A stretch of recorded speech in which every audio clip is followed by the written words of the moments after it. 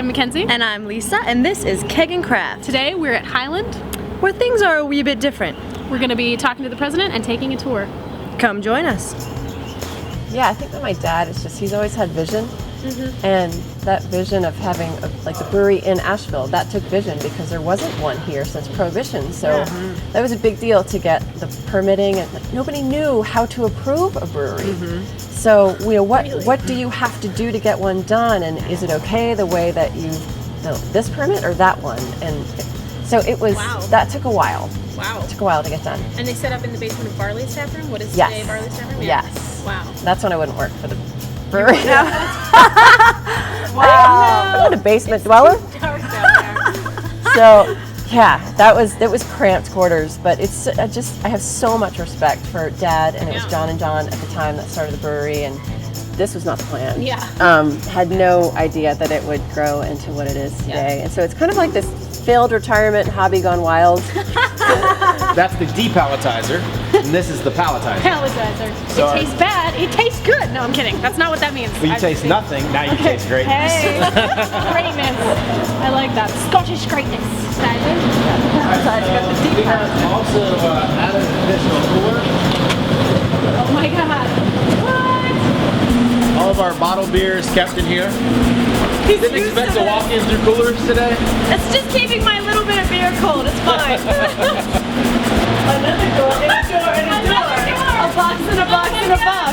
This is a giant hop freezer. So it's a Russian doll system. You got that? These are all hot. These are all hops. This is right next to the brew house. It's right through here. So the brewers are able to just pop through here, grab their hop, and start brewing. Look at that! Scottish guy! That's Scotty. How does no one Took us know a while of him? to figure out his name. Oh, you know what, guys? I'm gonna grab some safety glasses real quick. All right, so this is our existing bottling line. Jay, how many cases of beer y'all do in a day over here? Biggest day we've ever had is about 3,600 cases. We run about 400 cases an hour, 180 a minute. This is our main brew house. It's a 50-barrel Santa Rosa system. We've got a mash and lauter tun, and this is our kettle. Our mill room's in the back. I could talk about this all day.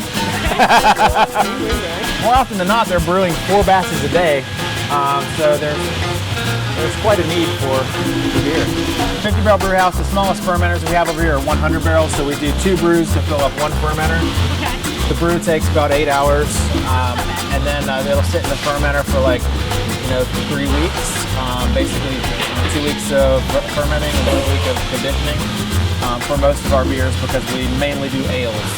Regularly I bounce back between Gaelic and St. T's. So I got here in the winter and I was drinking a lot of our Devil's Britches. It was our seasonal red IPA. Yeah, that was one of my favorites. And this is a flagship, the Gaelic Ale, which is basically a malty, just really, again, well balanced and very drinkable, lighter in alcohol, amber ale. I just see kilts. I see a lot of kilts too. Over the course of my workday. Yeah, it's fantastic. You can break out a kilt anytime you want. Pretty sure we subsidize them. This is the thing, it takes you a second to realize, this is not just a popular thing, but a really well-loved thing in the community, and something if you don't grow up with it, then you're even more what is that? You're fascinated by this phenomenon. To me, it's not about the alcohol, it's not just about boozing, it's about this amazing thing that people make and how they do it, and the fact that it is an art. I have a question for you, Grant. Yeah. What is your favorite beer at Highland? That's a tough one. Or just in period or type of beer, any of those? Right now, my favorite beer is Cashmere IPA. In general, all-time winner, probably Tasgal Scotch Ale. Haven't had that. That's right. You get it. That's right. We don't make it all the time. But it's a Highland beer.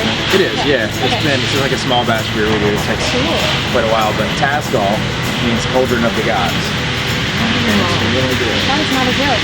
But we're gonna be making it again, and but the last time we made it, I want to say it's 2 or 3 years. How do you have so many craft breweries in one place, and there's such a loving community, not too competitive in the sense that everyone's trying to outdo each other? It's more a sense of everyone is really doing something different. Asheville culture is that awkward size of being small and large. Everything is a community organization. That's why I think beer culture thrives. Yeah. Because everyone's involved with everyone else. Yeah. Like, beer people aren't just beer people, they're community people. Asheville is truly a craft beer hub. It's the kind of city that lends itself to all types of exploration.